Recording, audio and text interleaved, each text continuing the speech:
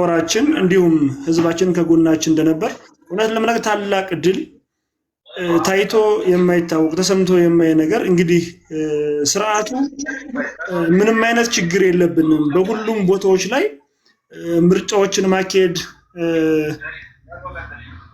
ማኬድ እንችላለን ባለበት ሰዓት እንግዲህ የአማራ ፋኖ በተደራጀ በተጠና በታቀደ መልኩ በርካታ ቦታዎች ላይ በአራቱ በጎንደር በጎጃም በወሎና በሸዋ በርካታ ድሎች መጎናጸፋችን ይታወቃል። በዋነኛነት እንግዲህ እንዳየነው ከሆነ የዛሬው የመጀመሪያ የመወያያ አጀንዳችን ላይ እንደተቀመጠው ሁለት ነገሮች ናቸው። እሰማለሁ ምን እንደሆነ አላውቅም። ካሜራ ላይ እንትን እያለኝ ነው። ይሰማል። አዎ ቪዲዮውን ቢያጠፋብህም ይሰማል ግን አሁን ታየው። ስለዚህ እንግዲህ በበርካታ ቦታዎች ላይ በትላንትናው ዕለት የአብይ አህመድ ስርዓት እንግዲህ 97 በመቶ ምርጫ ማስኬድ የምንችልባቸው ሁኔታዎች አሉ በማለት በጣም በሚያሳዝንና በሚያሳፍር ሁኔታ ህዝባችን አካባቢያችን ያላማከለ እንግዲህ በአማራ ክልል ላይ ቅድም ባልኩት አስቻይ ሁኔታ አለ በሚል መልኩ እንግዲህ ወይዘሮ ሜላት ወርቁ ይፋ ያደረጉበት ሁኔታ ነው የነበረው። ነገር ግን ሁኔታዎች እነሱ በወሩት ልክ እንዳልሆነ በደንብ ማሳየት ችሏል።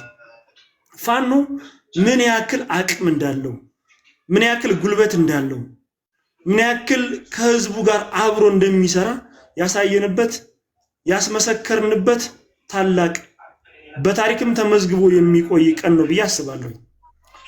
ምንም እንኳን በርካቶቹ የሥርዓቱ አሽከሮች በበርካታ አበል ተከፍሏቸው የነ ኢጋድ የነ ወርቅነህ ገበየው መልእክተኞች ወይም ተላላኪዎች እንዳስቀመጡ እነ በለጠ ቦላ እነ ብርሃኑ ነጋ በሚያወሩት በሚናገሩት ልክ እንዳልሆነ ፋኖ ምን ያክል የጠነከረ ጡንቻ እንዳለው ምን ያክል የህዝብ ቅቡልነት እንዳለው ምን ያክል የህዝብ ድጋፍ እንዳለው ያሳየንበት ታላቅ ቀን ነው።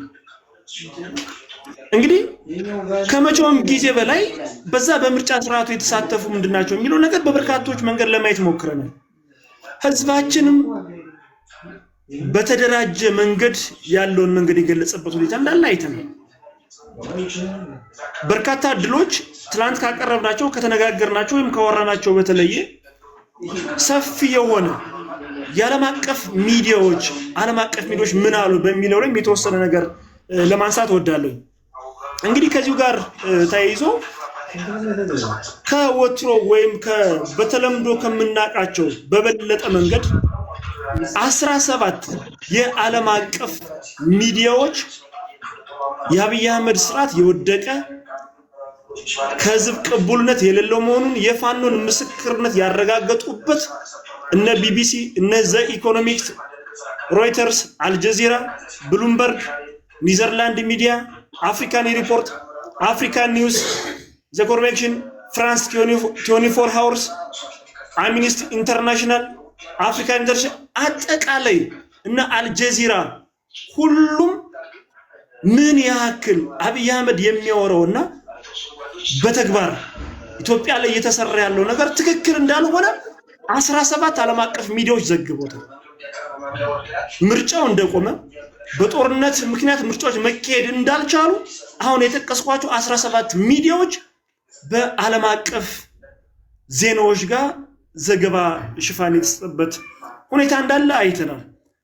አሁን ላይ የአማራ ፋኖ ብሔራዊ ንቅናቄ እንደ አማራ ኢትዮጵያ ያለችበትን ሁኔታ አውድ መቀየር የቻልንበት ትልቅ አውድ የኢትዮጵያን ስዕል አማራ ላይ የተፈጸመ እየደረገ ያለውን ሁነት ማሳየት የቻልንበት ትልቁ ድል ነው። ስለዚህ አሁን ከዚህ ጋር ተያይዞ በሁለተኛ ደረጃ እንደመወያያ የያዛቸው አጀንዳ ውስጥ በጣም በሚያሳዝን ሁኔታ ከዚህ በፊት የነበሩት በነ አዶናይ አማካኝነት የኢትዮጵያን ገጽታ በአማራ ላይ ኢትዮጵያ ውስጥ የተፈጸመ ያለው የአብይ አህመድ የብልጽግና ስርዓት እያደረሰ ያለው ግፍና መከራ ለመሸፈን በበርካታ ሚሊዮን ዶላሮች ተከፍሏቸው ከነ አይሾ ስፒድ ጀምሮ እነ ዴይሊሚን አሁን ደግሞ በጣም በሚያሳፍር ሁኔታ ሁላችንም ወጣቶች ነን፣ የኳስ ስሜት አለን፣ እናውቃለን፣ እንረዳለን። ነገር ግን በጣም በሚያሳፍር ሁኔታ ኢትዮጵያ ውስጥ እንደፈለግን መንቀሳቀስ ፍትህ ነፃነት አጥተን ባለንበት የእምነት ተቋማት እየተቃጠሉ ባሉበት የእምነት አባቶች መሪዎች ኡስታዞች ቄሶች ዲያቆናት እየታረዱ ባሉበት ሁኔታ ያን ከበር ለማድረግ ያን ለመሸፈን በሚሊዮን የሚቆጠር ዶላር ወጥቶ በዓለም አቀፍ ደረጃ በርካታ ከ20 ከ30 በላይ ገና ፎሎወርስ አላቸው ተጽዕኖ ፈጣሪ ናቸው የሚባሉ ተከታዮችን በሚሊዮን ዶላር ከፍሎ ማስመጣት እውነት ለመናገር እኔ በዚህ በኦርቶዶክስ ሃይማኖት በኩል ያላችሁ በደንብ ልትናገሩ ይገባል፣ ሐቅ ልትመሰክሩ ይገባል። የተቀደሰው ቤተክርስቲያን ቅዱስ ላሊበላን ያክል ገብቶ የግብረ ሰዶማውያን ተከታይ የሆነ አማኝ የሆነ እያንዳንዱ ሲያደርጋቸው የነበሩ ምልክቶች አይታችሁ ከሆነ ማለት ነው እዛ ቤተክርስቲያን ውስጥ ቤተ መቅደስ ውስጥ ገብቶ ሲሰራው ሲያደርግ የነበሩ ሲያሳያቸው የነበሩ ምልክቶች እኛ ህፃናቶች አይደለም። አሁን እያንዳንዱ ዓለም አቀፍ ላይ የሚፈጠሩ ሁኔታዎችን እጃችን ላይ እያየን እየሰማን ስለሆነ ማለት ነው ቤተ ጊዮርጊስ ላይ ሆኖ ሲያሳያቸው የነበሩ አክሽኖች ሲያሳዩ የነበሩ ምልክቶች እነ ዴይሊፒን አይታችሁት ከሆነ የግብረ ሰዶማውያን ምልክቶች የ666 የሰይጣን አምልኮ ያላቸው ተከታዮችን ጀግናው ጀነራል አሳምነው ጽጌ ባለበት ሰዓት እኮ ማንም ኃላፊነት አይወስድም። እኔ ይሄን ኃላፊነት አልወስድም በማለት ቅዱስ ላሊበላ እንዳይደፈር አድርጎ በታሪክም በሁሉም ነገር ለሁላችንም ግንባር ቀደም አርያ ሆኖ ለህዝባችን ሲል መስዋዕትነት የከፈለ ጀግና አርበኛ ታጋያችን እንደሆነ ሁላችንም ዛሬ የሱን ፈለግ ተከትለን ነው እየሄድን ያለን። ዛሬ ላይ ግን በጣም በሚያሳፍር በሚያሳዝን ሁኔታ እኔ የኦርቶዶክስ እምነት ተከታዮች አባቶች እንዴት ነው በዛ ልክ አንገታችሁን የደፋችሁ ዝም ያላችሁበት?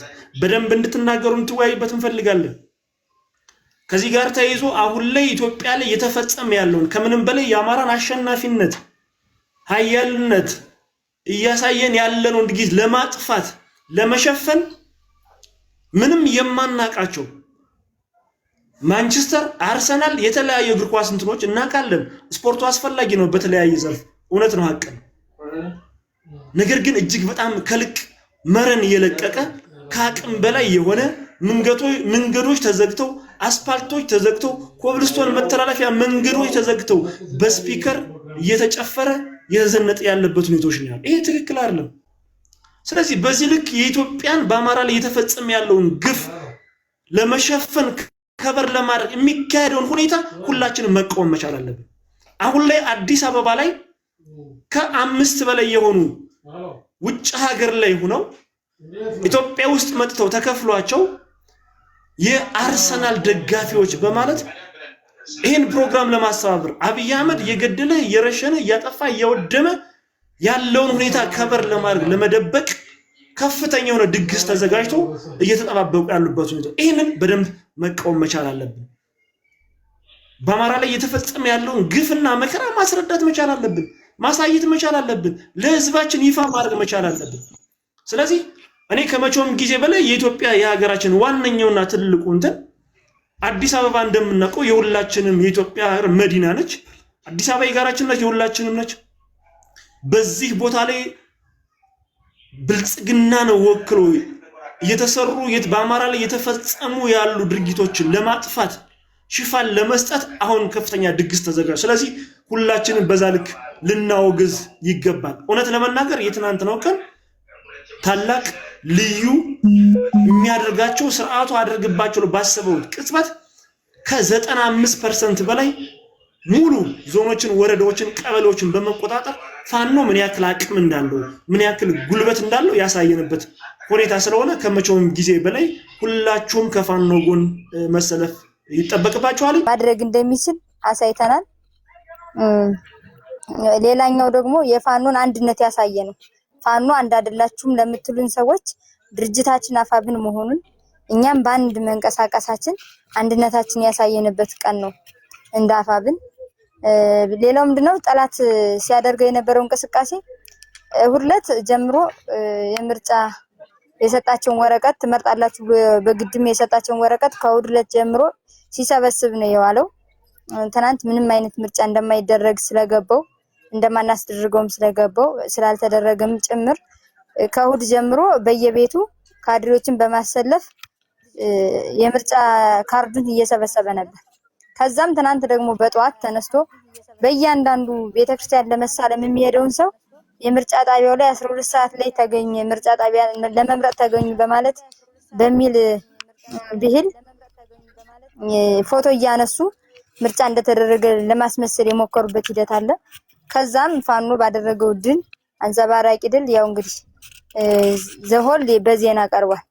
ከዛም ምን አለ መሰላችሁ የራሱን ሚኒሻ እንደኛ ቀጠና የራሱን ሚኒሻ 3 ሚኒሻዎች ረሽኗል። የብልጽግና መንግስት ለፋኖ መረጃ እየሰጣች ነው በሚል 3 እንትኖችን ረሽኗል።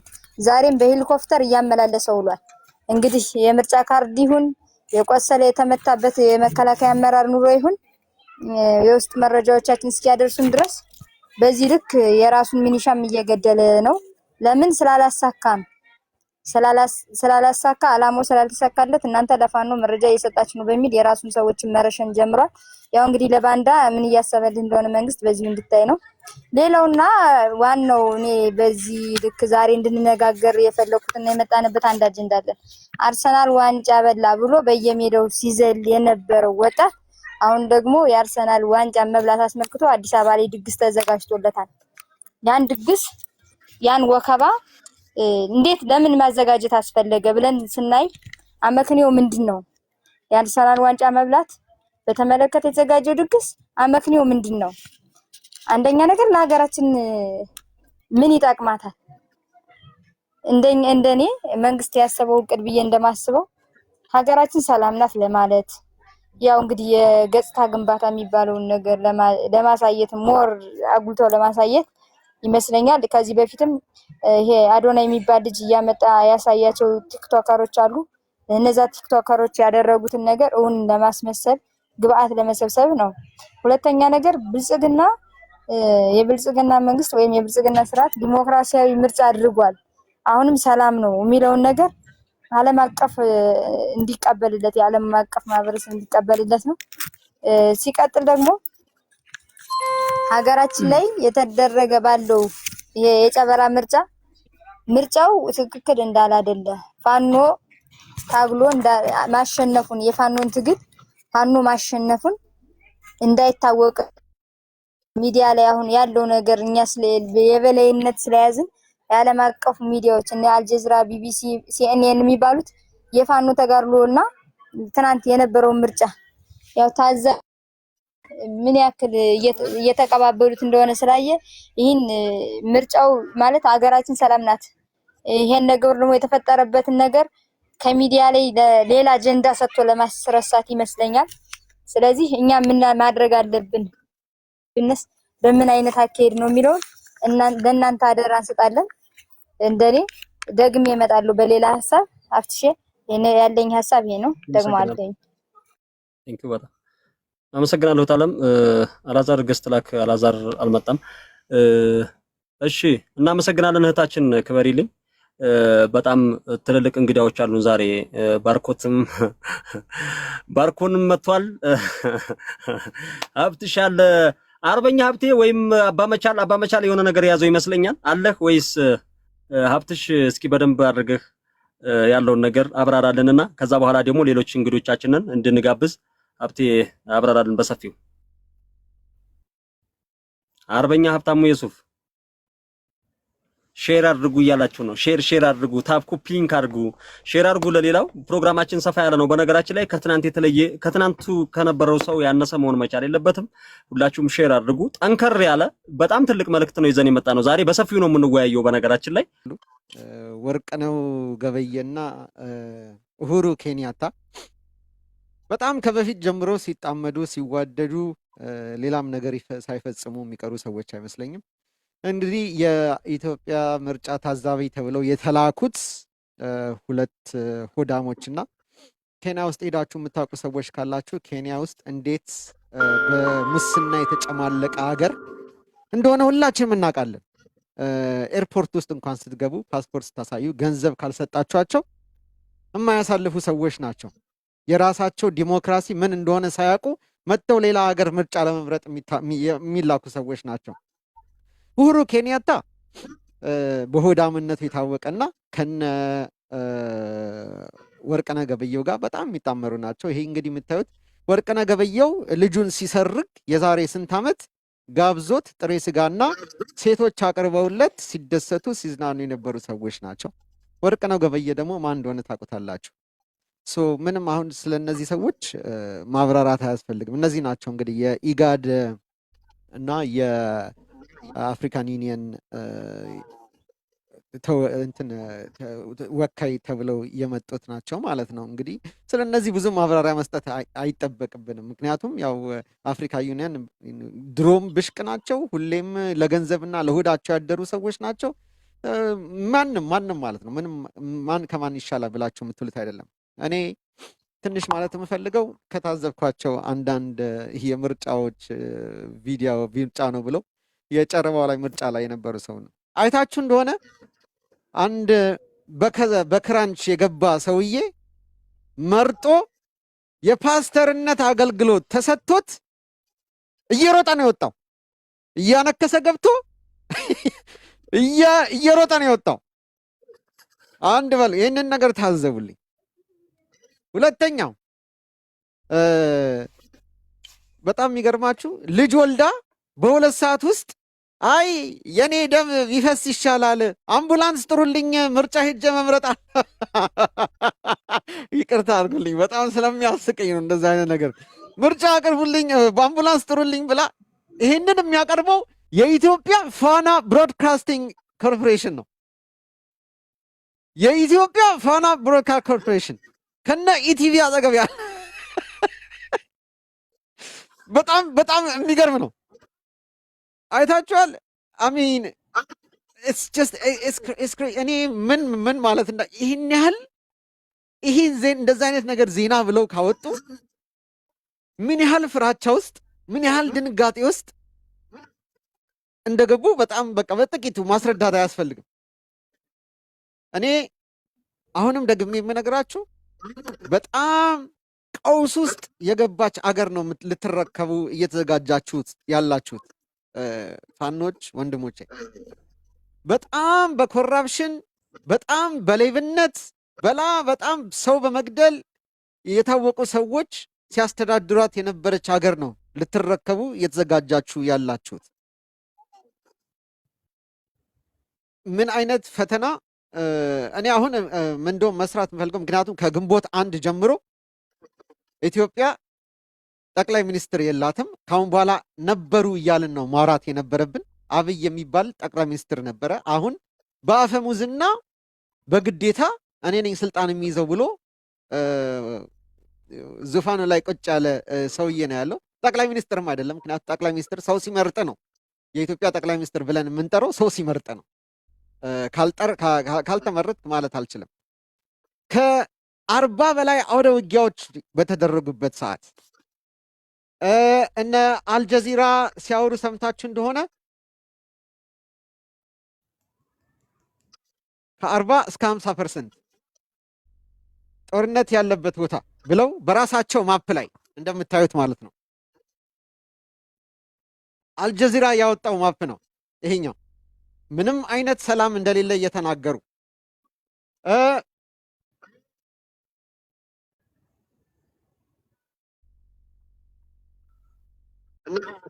ቢቢሲ ሶሪ ይቅርታ እያስቸገረኝ ስለሆነ ነው። እነ ቢቢሲ ይሄ በሙሉ በጦርነትና በሁካታ የተተራመሰበት ባለበት ሁኔታ ምርጫ መርጠናል፣ ምርጫ ተመርጧል ብሎ ስትነግረኝ ለእኔ አትሊስት ፕሮፓጋንዳው እንዳለ ሆኖ ደንግጠሃል፣ ፈርተሃል። ስለዚህ እንደማትመርጥ የታወቀ ነው። ስለዚህ እንትን ብሏል። ትናንትና ቴዲ አዋሳ ቤት አንዱ ምን አለ? የብልጽግና ደጋፊ እንዳትስቁ፣ መሳቅ በጣም ይከብዳል በእውነት እኔ በጣም ሞክሬያለሁ።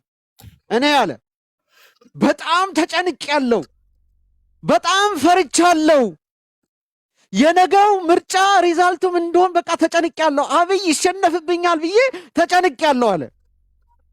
2003 ሰው ነበር።